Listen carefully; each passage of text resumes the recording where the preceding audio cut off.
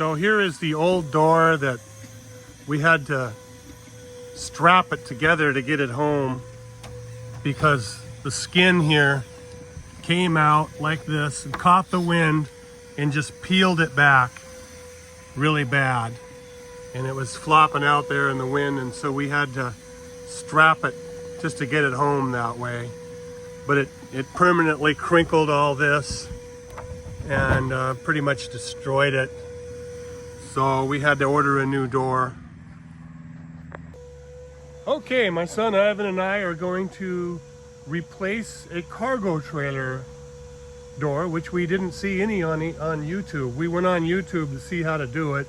There was nothing specific to cargo trailers on replacing the door, so we decided to make our own video and do it ourselves. So we found the manufacturer that makes them, and we ordered it, had it shipped to the house, and we're ready to go. So that is our replacement cargo trailer door.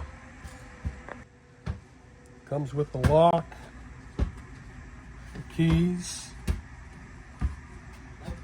and the different texture on the inside. So here we are taking the old screws out. Ivan's pretty handy with a drill gun, so taking the old door out. Now originally when we ordered the new door, they asked what the rough opening was, so we had to take that door out and measure that. It's a good thing we did. We guesstimated wrong. We were off 2 inches. So once we got it out, we realized it was the 78 by 36 rough opening. Then they were able to take our order and make the door. But taking that door out of there the first time was not easy because it was caulked in there.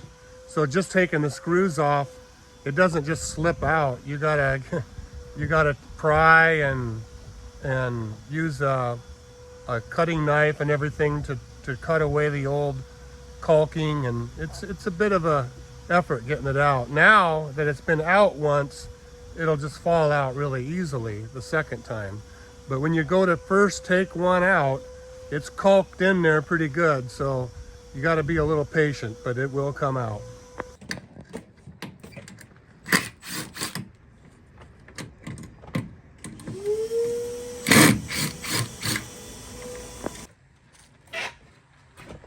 See, it comes out nice and easy because we've had it out once before.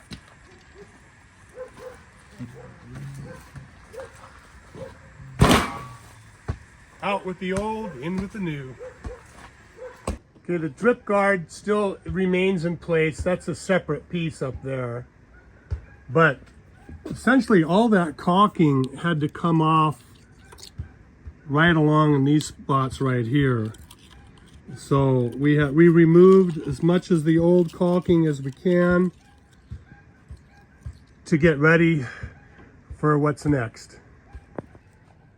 So that would basically mean we're going to put the caulking or whatever we use right along here to go right along with the holes. We've got this leftover butyl tape, which we had from another project, that doesn't look like it'll be too thick, and it's real sticky, and I think we're going to try putting that in along the frame right here, coming up and over and down this way. Okay, the first problem we ran into is this is where the door sits, is on this little shelf right here. And this is a piece of plywood. Well, it's not wide enough because the door, as we'll show you down here, has this little lip sticking out right here, 1/4 of an inch too wide. So measuring that right there, it's just just under 2 inches. And when the door slides in there, that piece right there is over 2 inches. This little piece right here. So that keeps the door, it sticks the door out about that far. So we're gonna either have to cut this 1/4 inch off here or somehow pry this up.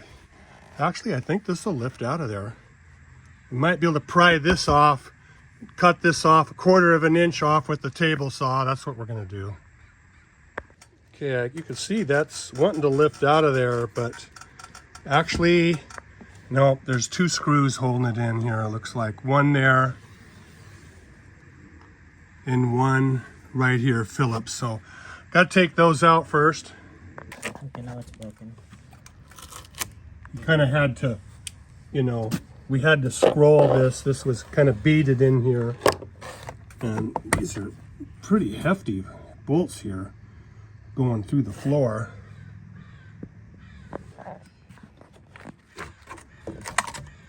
Okay. Oh boy, look what we found when we took that out of there. A whole ant nest. We better get that contained. I guess if it's good enough for wasps, it's good enough for ants. Go ahead and spray on the air.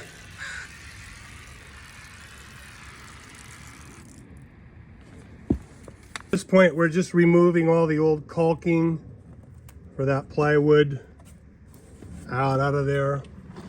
And then we're going to wipe that all out, put some cleaning solution on there really good, and maybe go ahead and give it a shot of light gray primer in there to keep it from rusting.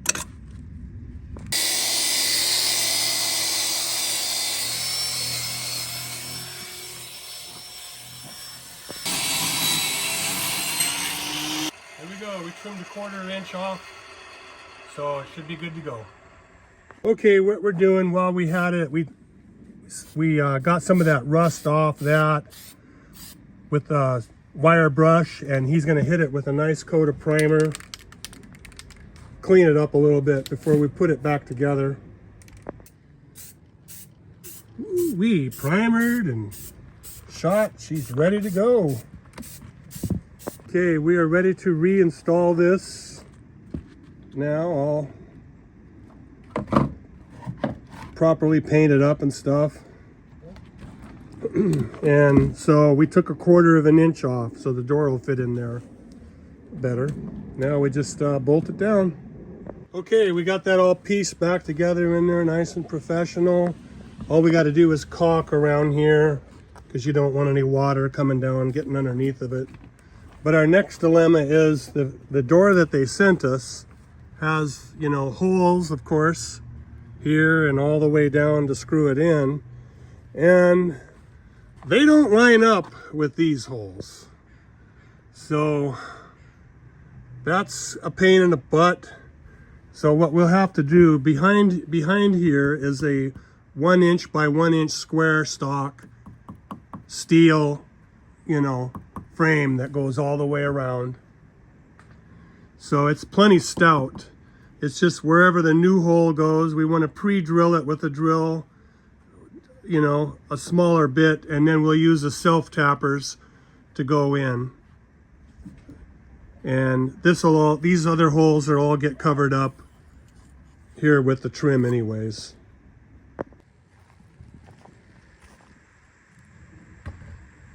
Okay, we'll see how she fits. Nice. Okay, it's in there. But like I say, these holes don't line up. You know, you can almost see on the backside, pull this out. See, there's a hole here, right there. But there ain't no hole here. It's up here. So we're gonna have to pre-drill them out and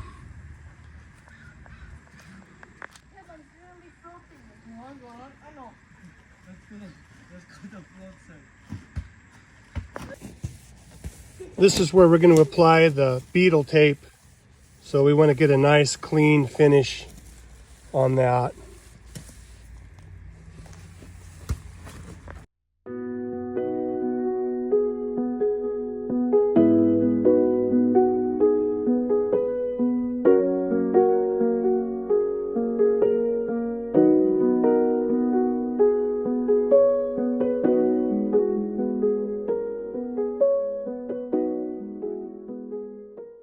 Okay, now we got the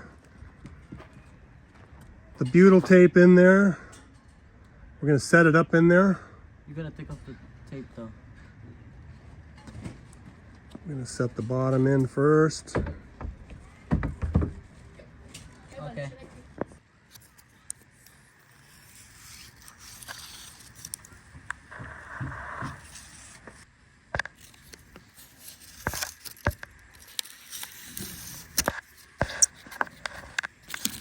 Back. Yep.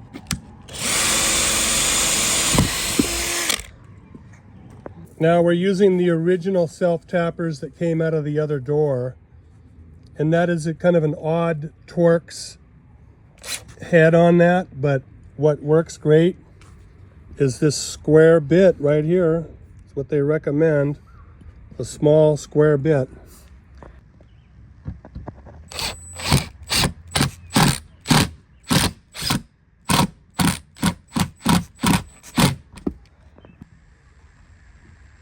These have been about the best bits I've ever had.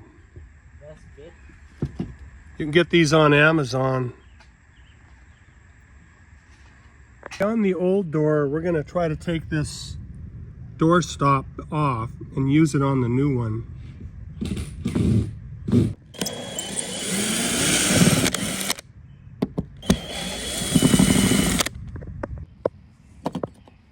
So, apparently these little short fatties are the only thing that holds that on there. Just through the skin, because there's nothing too solid behind this besides insulation, I reckon. So unmanning this door stop, we just went ahead and set the lever down in it, right where it's supposed to go. Now we'll just screw it in.